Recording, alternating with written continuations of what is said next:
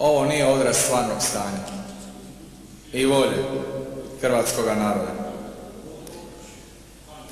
Nametnuli ste, gospodo iz vladajuće stranke, izbore i izborne zakone koji isključivo povlađuju vašoj volji. I ukinuli ste drugi izborni krug. A da je drugi izborni krug, kao što je u svim demokratskim zemljama, drukčije bi ovaj Sabor izgledao. Što se tiče razbijača hrvatskog jedinstva, postavljam pitanje, je li su razbijači stranka prava?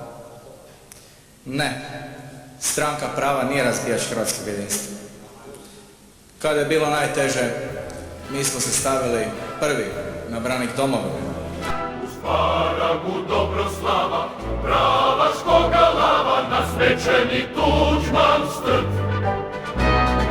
Boj se ljuti bije i barjak se vije, kite ga polumjeseci krst.